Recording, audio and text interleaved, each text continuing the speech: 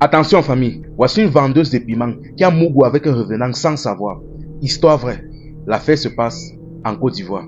Et pour ceux qui se demandent comment je fais pour savoir ça, je passais seulement là-bas. Je ne fais pas moi les choses là.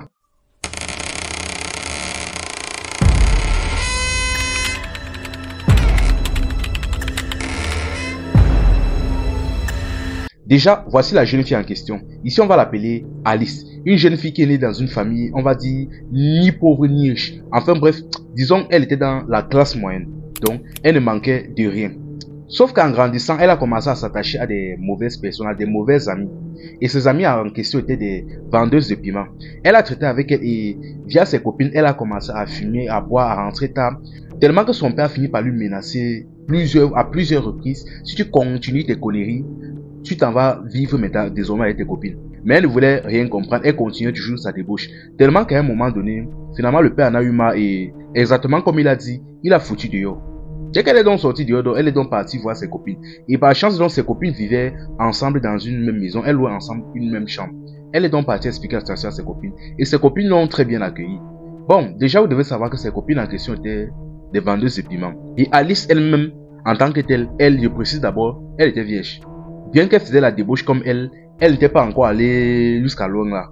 Bon, ses copines avaient l'habitude donc de sortir le soir, sortaient donc chaque soir pour partir faire leur vente du piment. Et Alice, elle de son côté, restait à la maison et préparait. Quand ses copines rentraient, elle les servait et ses copines souvent lui ramenaient de l'argent, des petits cadeaux, tellement qu'à un moment donné, même elles lui ont aussi ramené un téléphone portable. Sauf qu'un jour maintenant, elles ont demandé à Alice de s'asseoir. Ils sont assis, ils ont commencé à causer. Ils ont dit que bon, Alice, tu sais que tout le temps, nous on sort, on part, on se bat, et toi tu restes seulement à la maison là, c'est pas bon. Essaye aussi au moins un peu de sortir, de faire quelque chose. Elle a dit que oui, il n'y a pas de problème. Mais vous savez aussi que je n'ai pas de qualification, ceci, cela. Ses copines ont commencé à rire. Que mais, tu parles de qualification, que nous-mêmes ici là, on a quel diplôme? Que tu viens avec nous, on pas vendre le piment. Tu ne comprends pas quoi dans ça.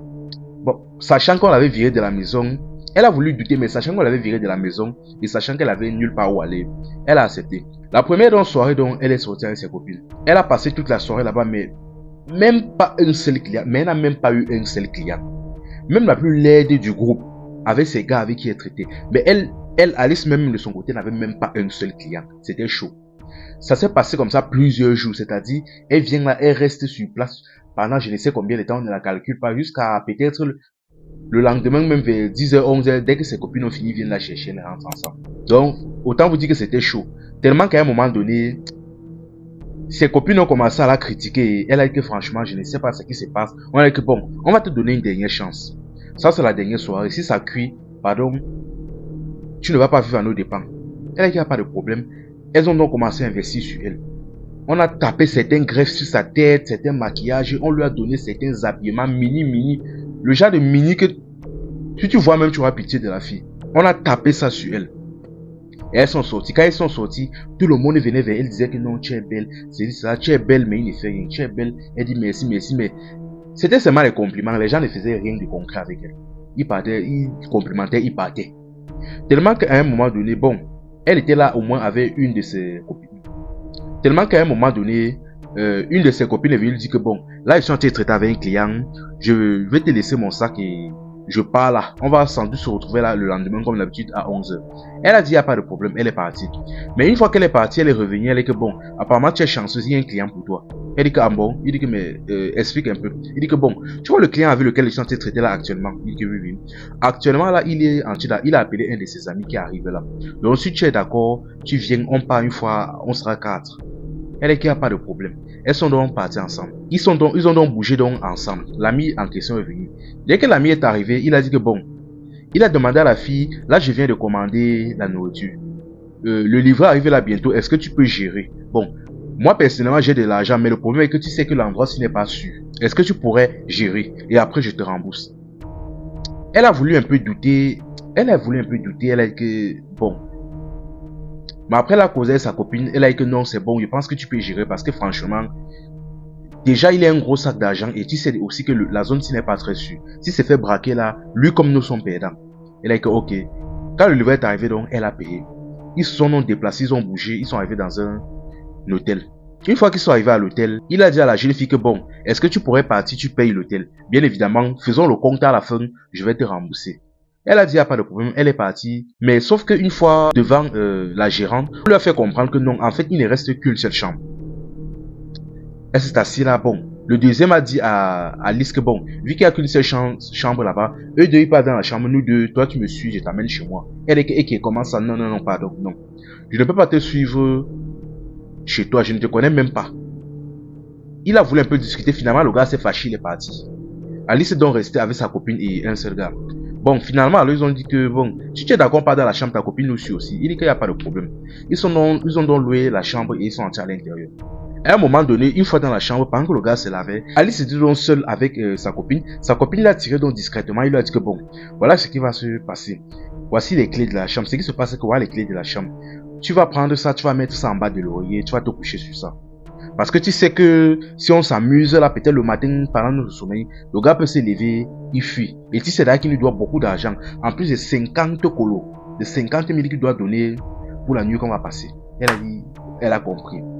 Elle a donc pris les clés, elle a caché dans le couvre-oreiller. Et elle a posé sa tête sur ça. Une fois que le gars est sorti, ils ont donc commencé leur affaire. Pendant qu'Alice se couchait, dormait, elle entendait comment le lit secouait. Donc là, elle comprenait là que les gars étaient passés à l'acte. Bref, elle ne s'est pas cassé la tête. Elle a fini par s'endormir là et à un moment donné, le lendemain matin, je précise d'abord bien que la porte était bloquée à clé et les clés étaient cachées sous l'oreiller. Du moins, dans l'oreiller. C'est-à-dire, ils avaient ouvert la fermeture, ils avaient jeté à l'intérieur. Mais le matin, quand elles se réveillent, elles se sont réveillées plutôt vers 11h. Elles se sont dit que, hey, il est 11h comment? Et elles se tournent, elles voient que le gars n'est plus là. Il n'y a que sa copine qui est assise et dormie là. Et elle pas vérifié, elle se rend compte que même la porte est fermée. Sa copine aussi sursaute. Elle dit que, mais tu as fait ça comment? Le gars a fait comment pour partir? Avec tout l'argent qu'il nous doit. Oh, oh. Avec mes lasses qu'il a fini la nuit ici. Oh, oh, oh. Elle dit que non, mais, je ne comprends pas.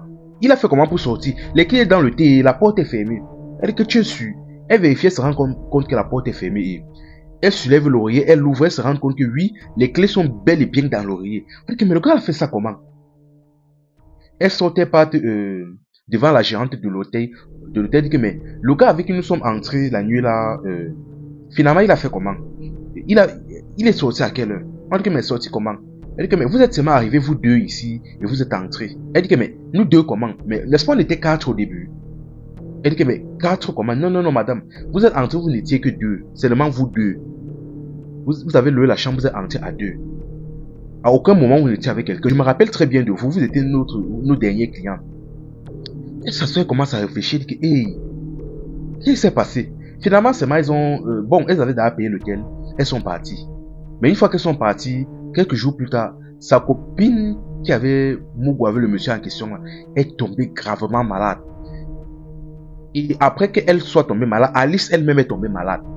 La chance d'Alice c'est que sa mère d'abord était une fervente chrétienne. Parce que quelques jours plus tard, elle est venue chercher sa fille. On l'a amenée à l'église, on a prié sur elle, je ne sais pas trop quoi. Et c'est plus tard qu'on a compris que le type en question, apparemment, c'était un revenant. Quant à sa copine qui a littéralement mougou avec le monsieur, elle a fait 2 mois de maladie, 2 mois. Avant qu'elle-même, elle a décidé d'arrêter la bordellerie là. Bon, bien qu'elle-même, elle avait dit qu'elle ne devait jamais laisser la vie là, tellement ça donnait l'argent.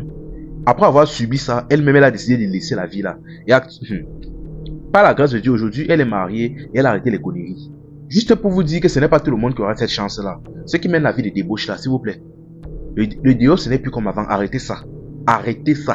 À tous ceux qui mènent leur vie de débauche là, le dehors n'est plus comme avant. Ils entrent à 4 à l'hôtel, puisqu'ils causent avec la gérante. Mais le lendemain matin, la gérante, elle dit bien qu'elle n'était que 2 et qu'elle parlait même seule. Elle était même étonnée. En fait, je ne sais même pas quoi dire dans cette histoire. Juste, vous qui menez vos vies bizarres dehors là, ça va vous mettre à terre. Tôt ou tard, sachez que tôt ou tard, ça va vous mettre à terre. Même si ce n'est pas mystiquement, tôt ou tard, ça va vous mettre à terre. Pardon, donnez vos vies à Jésus. Le dehors, c'est là. Ce n'est plus comme avant. Enfin bref, c'était Info et Amusement la famille. Ici, on s'informe et on s'amuse. Like et abonne-toi à la famille.